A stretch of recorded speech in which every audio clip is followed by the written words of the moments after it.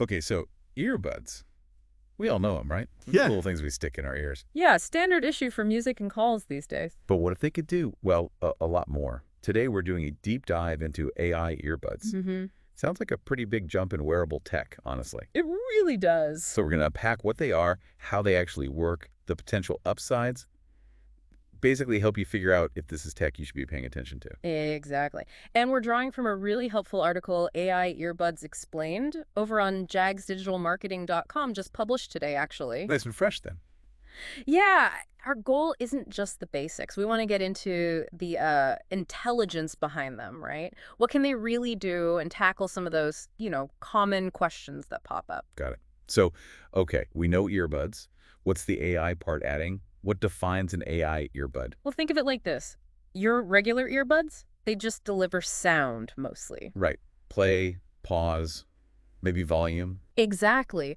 AI earbuds, though, they have artificial intelligence built in, so they're not just passive. They can analyze things, your surroundings, maybe even what you're doing. And respond somehow. And respond intelligently, yeah.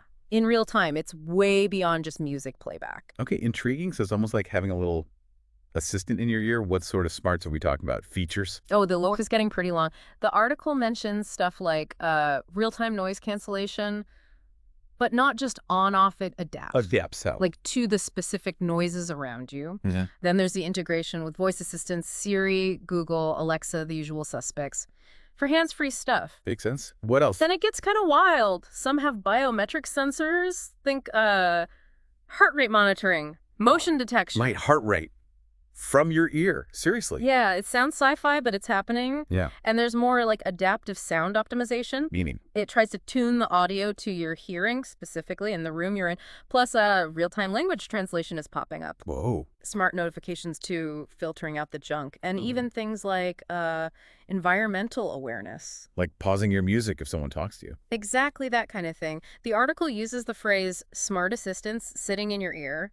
And, that feels pretty accurate for what they're aiming for. A really personalized experience. Okay, this does sound futuristic, but are they actually real? Can I go out and buy these now? Oh, yeah, absolutely. They're definitely on the market. The article confirms they're not just concepts anymore. They're gaining traction, becoming more popular. So who's making them? Any familiar names? Yep. Big tech companies are in the game. The article mentions Apple's AirPods Pro, Google Pixel Buds, Sony's WF-1000XM5. Okay, the usual suspects. Right. But also more specialized ones like Time Kettle, known for translation, and Jabra Elite, too. And these use machine learning, you said.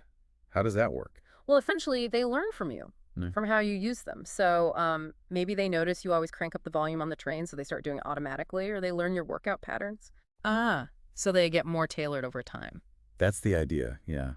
The smart features adapt based on your behavior. Okay, they exist. But the million-dollar question, how good are they? Do they actually deliver on these smart promises in the real world? Well, the article suggests they can be pretty useful. That adaptive noise control, for example. Apparently, it can make a real difference if you're moving between, say, a quiet office and a loud street. I could see that being useful. And voice command recognition. Getting that right, even when it's noisy, is a big plus. Yeah, shouting at your earbuds isn't a great look. Definitely not. And for fitness folks, those sensors can provide, genuinely useful tracking data during exercise. But I guess, like with anything, quality varies. Not all AI earbuds are the same. Oh, for sure. The article points that out, too. You get what you pay for, largely. Brand matters, price matters. So the fancy ones from Apple, Sony, Bose, they probably work better. Generally, yes. The premium models tend to have more polished features and better overall performance, according to the article. Budget options might be more limited. Okay, let's peek under the hood then. How do they do all this? What's the tech inside making them smart? It's really a combination of things. You've got tiny built-in sensors, quite sophisticated microphones, and then the key ingredient, AI algorithms. Algorithms, like the software brains. Exactly. They take the data from the sensors and mics what's happening around you, what you're saying, analyze it constantly, and then trigger the right response. Give me an example. Walk me through one scenario. Okay. Say you suddenly start running. The motion sensors pick that up.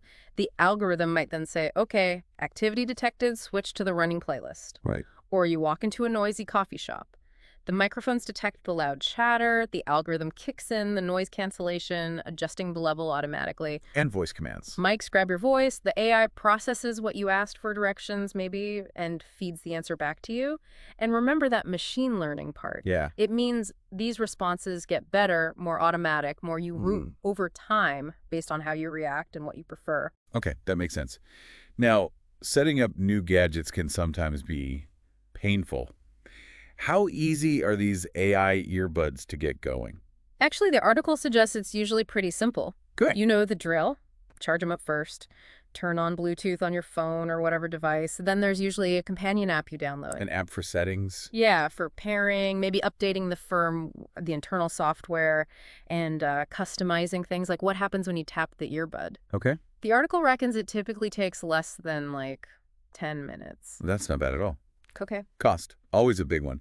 Are we talking subscriptions here? Do I need to pay monthly for these things to work properly? Generally, no. Yeah. For the basic stuff playing music, the core noise cancellation, the article says there usually isn't a monthly fee.